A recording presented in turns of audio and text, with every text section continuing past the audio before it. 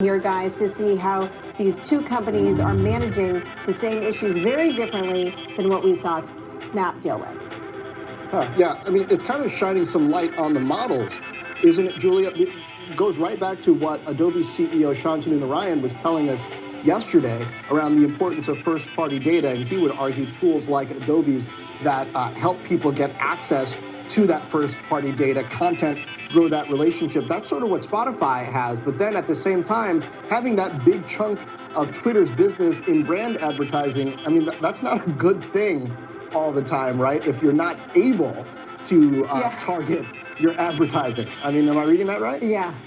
Well, yeah, absolutely. I mean, yes, first-party data is always more valuable. You just have a better sense of who your customer is. You don't have to worry about tracking them when they're off your platform. But the first-party data thing is one thing. To me, the brand advertising thing is really funny in a way because Twitter was really criticized for not having more exposure to direct response advertising. Direct response advertising was considered a key strength for Snap, for Facebook, for others. This is where Twitter wanted to be.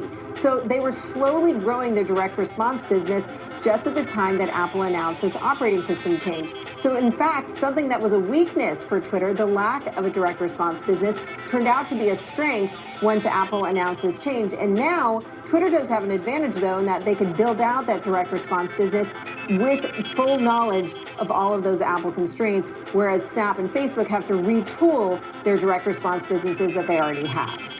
Right, Julie, it's kind of amazing the reversal that we've seen. I know yesterday after the bell, we saw that Google was down slightly, or Alphabet was down slightly, and Twitter was up. And it kind of speaks to the year that they both had, Twitter being an underperformer and Alphabet being an overperformer, best performing FANG. And you see that trend continuing into today after those results. Thanks for that. And Meanwhile, advertising was just one of many tailwinds that was actually helping Google do it again, raking in more money than ever before for second quarter in a row. Let's break things down with Baird's Colin Sebastian, who credits the company's significant investments in data analytics, AI, and machine learning for much of its success. And Colin, it was interesting. Senator Pichai didn't even kick off the call talking about advertising.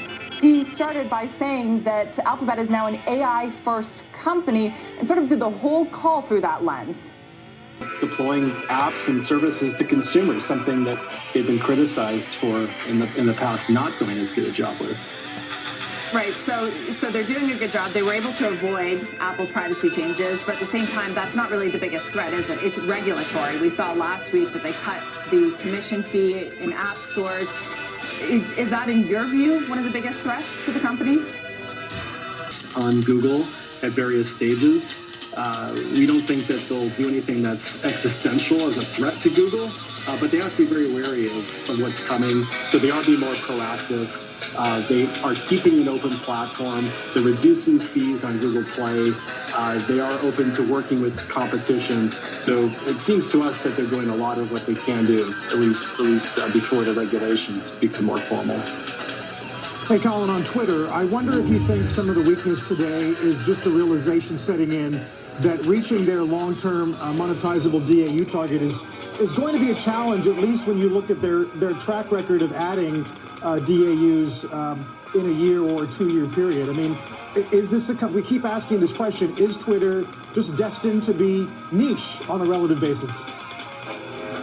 Yeah, it's really a great question. I mean, as much as you're looking at Twitter through the lens of what happened to Snap and Facebook, I mean, the real story here is Twitter has to spend more up front to drive more product innovation to try to capture an inflection in usage and users. And we haven't seen that happen yet. They're throwing a lot of innovation at the wall, so to speak, and some of it is working, some of it is not. But we haven't seen that inflection. And privacy being fine. What do you think now of Facebook's argument and framing of this, that Apple's iOS change is not about privacy, but it's about control, and that it's actually bad for small and medium business? It seems to be playing out in a way that's a bit more nuanced than that. Well, I think both are true. Clearly, the changes Apple made have benefited its own advertising business. They don't play by the same rules with their own data. So